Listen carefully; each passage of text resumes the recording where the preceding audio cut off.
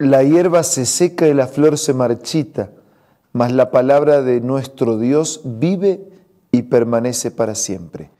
Confiados y seguros en esta declaración, nos encontramos todos los días buscando ser reavivados por la palabra del Señor. Hoy nos detenemos en el capítulo 2 del Evangelio según San Juan. Pero antes pedimos la bendición de Dios. Padre nuestro que estás en los cielos, pedimos la asistencia de tu Espíritu al leer y meditar en tu palabra. Lo pedimos, lo agradecemos en el nombre de Jesús. Amén.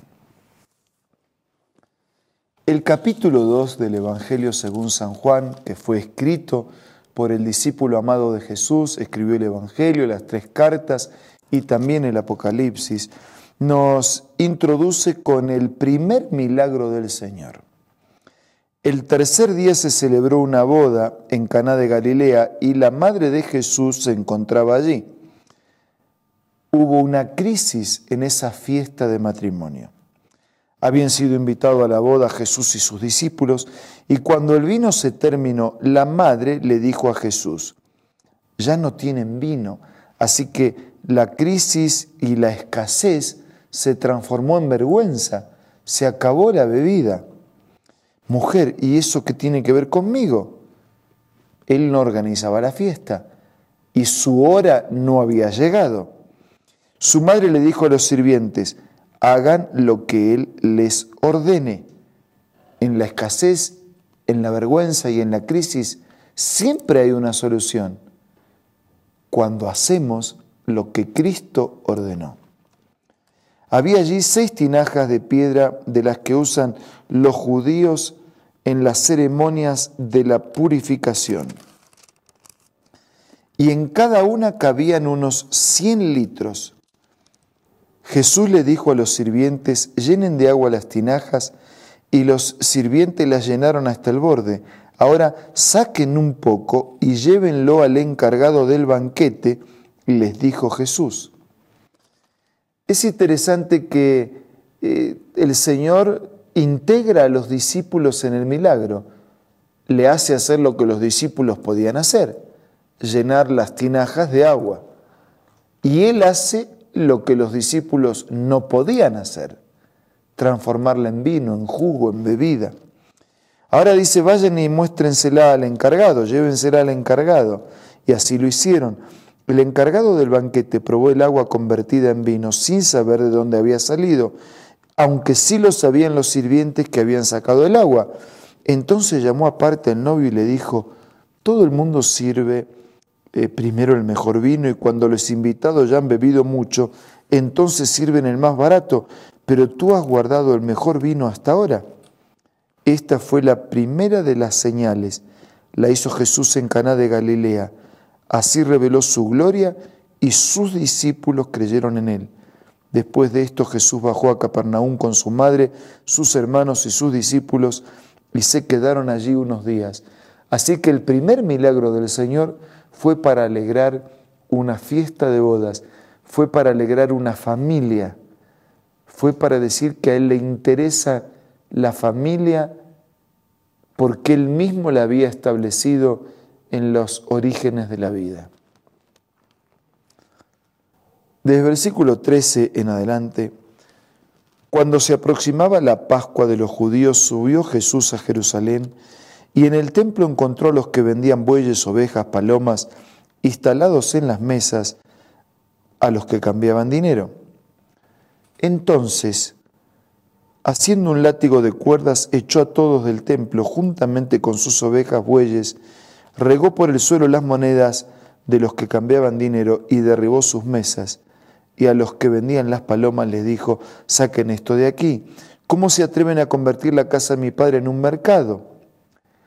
En realidad ellos estaban ofreciendo un servicio, porque la gente venía a la fiesta y necesitaban de los animales para los sacrificios y los cultos religiosos, para las ceremonias, y los que venían de lejos no podían traer, así que los compraban allí.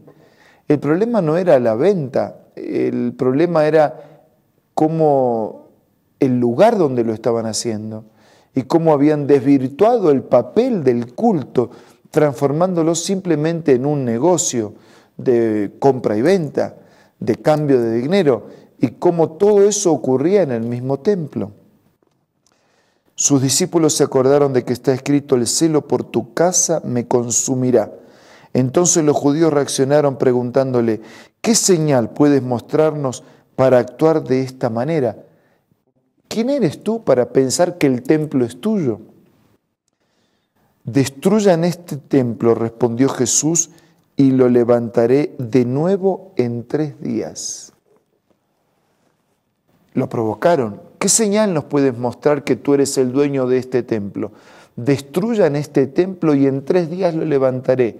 ¿Estaba hablando de ese templo físico? No. Estaba hablando de este templo, de su cuerpo, que sería llevado hasta la muerte y que al 3er día resucitaría. Tardaron 46 años en construir este templo y tú lo vas a levantar en 3 días. Pero el templo al que él se refería era su propio cuerpo.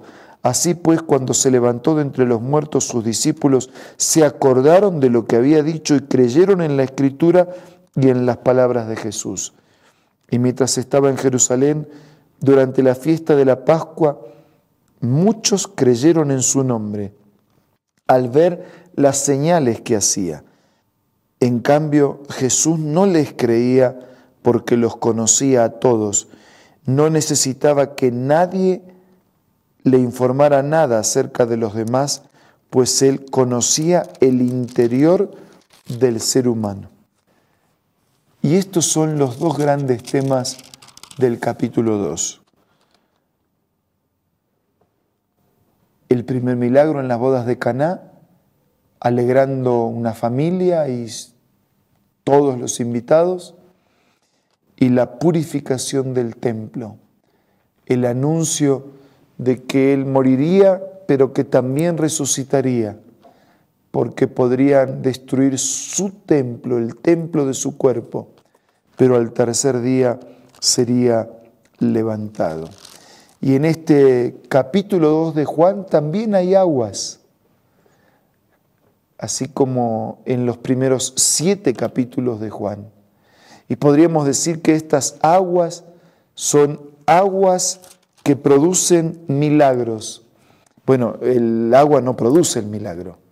Es el Señor que transforma el agua en bebida para la fiesta de casamiento. Si usted está en crisis, en escasez, si usted está en una dificultad, en un problema, recuerde que el Señor puede actuar e intervenir. La declaración de la Madre de Jesús fue: hagan todo lo que Él les diga. Y yo dejo para ustedes, para mí, para todos nosotros, el mismo mensaje como conclusión y cierre de este capítulo. Hagamos todo lo que Él nos diga. Nada más seguro, nada más bendecido, nada más trascendente, nada más impactante para el presente, nada más relevante, nada más importante para el futuro y para siempre. Hagan todo lo que Él nos diga. ¿Hasta qué punto estamos dispuestos a hacer lo que Él nos dice? ¿O queremos, como la historia de la segunda parte del capítulo, negociar, entrar en el templo con Jesús y negociar? No sé si todo, algo, una buena parte, la mayor parte, casi todo. No, ese no es un buen negocio. Hagamos todo lo que Él nos dice. Por eso, a través de la oración, pidamos fuerzas para hacerlo así.